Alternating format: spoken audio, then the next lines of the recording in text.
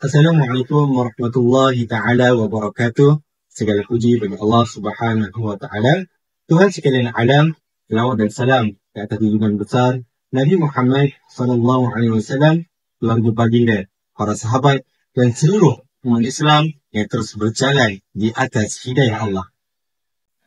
Muharram, Safar, Rabiul Awal, Rabiul Akhir, Jamadil Awal, Jamadil Akhir, Rajab, Sya'ban, Ramadan, Syawal, Zulqa'dah, Zulhijjah.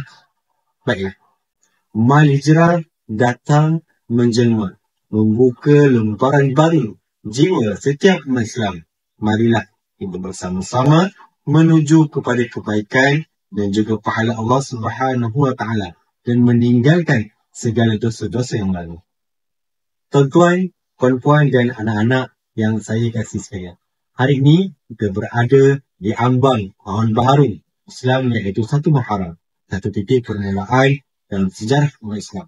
Mal Hijrah merupakan detik takwim yang pernah dan perlu kita ingati. Rasulullah SAW berdakwah, mentauhidkan, mengajak kepada mengagungkan Allah, mengisahkan Allah di bumi Mekah Al-Mukarramah. Dan akhirnya dengan keadaan dan faktor-faktor yang membawa kepada Rasulullah diperintahkan bersama dengan Islam berhijrah dari kota suci Mekah Al-Mukarramah ke Madinah Al-Munawwarah. Rasulullah SAW bersabda, Al-muhajiru man hajara ma nahallahu anhu. Orang yang berhijrah adalah orang yang meninggalkan apa yang Allah larang. Hadis riwayat Bukhari dan Muslim.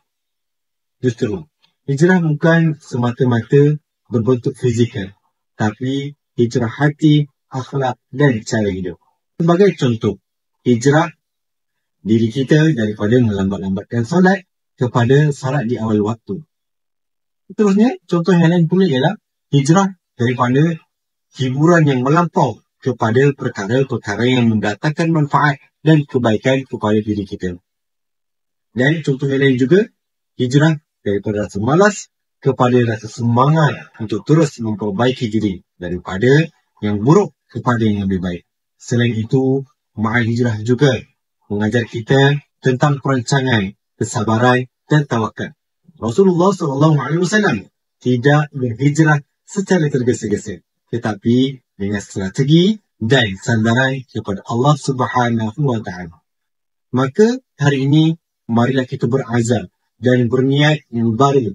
Reset kembali jiwa kita yang telah mati, yang telah penat, bertanam tekad untuk menjadikan kita ini seorang insan yang lebih dekat kepada Allah, lebih dekat kepada agama, lebih tenang dan lebih kuat dalam menghadapi kehidupan yang penuh dengan ujian dan cabaran. Hijrah merupakan satu proses yang telah Allah aturkan dan Allah programkan untuk bimbingan mulia Nabi Muhammad SAW untuk mentransformasi, berubah daripada kemunduran, daripada keadaan yang buruk, daripada kezaliman, penganiayaan yang ditindas, akhirnya berubah kepada satu perpindahan yang telah tertubuhnya negara umat Islam, negara Islam di kota Madinah Al-Munawwarah. Moga tahun baru hijrah kita pada tahun ini penuh dengan perubahan, tahun yang mendekatkan kita kepada syurga, mendekatkan kita kepada kebaikan agama. Mari kita tutup tahun yang lalu dengan pintu taubat dan buka tahun baru dengan doa dan harapan. Assalamualaikum warahmatullahi taala wabarakatuh.